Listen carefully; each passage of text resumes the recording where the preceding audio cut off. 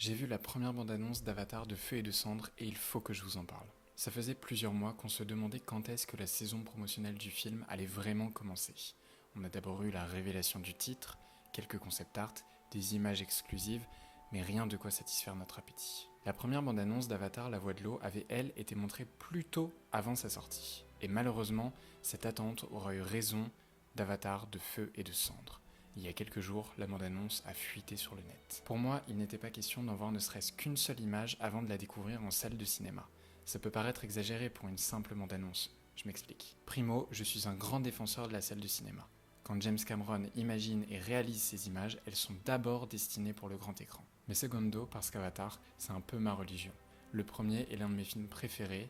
Comme Jake Sully, je suis tombé amoureux de Pandora, de ses personnages, de son monde et de ce qu'il représente. En 2022, quand je découvre sa suite, je suis d'abord déçu. Déçu parce qu'au fil des années d'attente, j'avais fini par mettre beaucoup trop d'attentes sur un film qui devait marquer un tournant dans ma vie. Résultat, je sors de la salle et je pleure parce que le film est déchirant, mais surtout parce que, ma vie n'a pas changé. Du moins pas encore.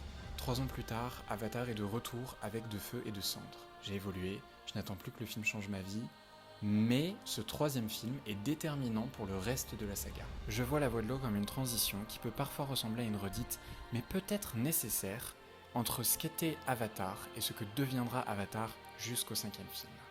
Alors j'ai espoir. Espoir de préférer ce troisième opus au second et de comprendre pourquoi La Voix de l'eau m'a d'abord déçu. Bref, j'ai pris des précautions pour découvrir la première bande-annonce de ce film que j'attends avec impatience, et avec beaucoup de chance, je n'en ai rien vu avant d'être assis face au grand écran.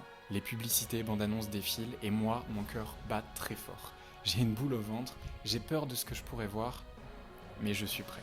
La bande-annonce s'ouvre sur les montagnes Alléluia, 2 Ikrans en plein vol apparaissent et la musique de Simon Franglen se lance. Et là monte très vite, c'est quasi instantané parce que ça y est, on retourne sur Pandora. De ce que je vois, on n'est pas complètement dépaysé par rapport à La Voix de l'eau, mais moi ce qui m'intéresse, c'est ce qu'on n'a pas encore vu. En premier, ce sont les nouveaux environnements qui captent mon attention. Un volcan en éruption et des terres calcinées, une forêt marécageuse plongée dans l'ombre, et une nouvelle façon d'explorer les cieux, à l'aide de dirigeables organiques abritant un nouveau clan nomade, les Wind Traders. On retrouve les Sully et leur cercle proche, de nouveaux enjeux semblent animer 3 d'entre eux. Loak, le fils, semble reprendre le rôle de protecteur qu'avait Neteyam. Kiri, fille de Grace, semble se rechercher et explorer sa connexion avec Aiwa. Enfin Spider, fils de Quaritch, partagé entre 2 mondes. Lequel choisira-t-il ? J'ai trop hâte de voir leur développement, d'autant plus qu'on sait que De Feu et de Cendres passera le flambeau à la jeune génération. Donc, le sort des Sully, et surtout de Jake et de Neytiri, est très incertain. La famille pourrait encore subir des pertes, comme le suggèrent certaines scènes, dans leur combat contre la RDA, toujours au cœur de l'histoire. Pour remporter ce combat, Quaritch part demander de l'aide sur les terres volcaniques, au clan des Cendres, ces Na'vi qui ne vénèrent plus Aiwa. À leur tête, Varang, nouvel ennemi et tête d'affiche du film. Ces apparitions crèvent l'écran, je trouve qu'elles dégagent une puissante aura et en antithèse de ce qu'est Neytiri.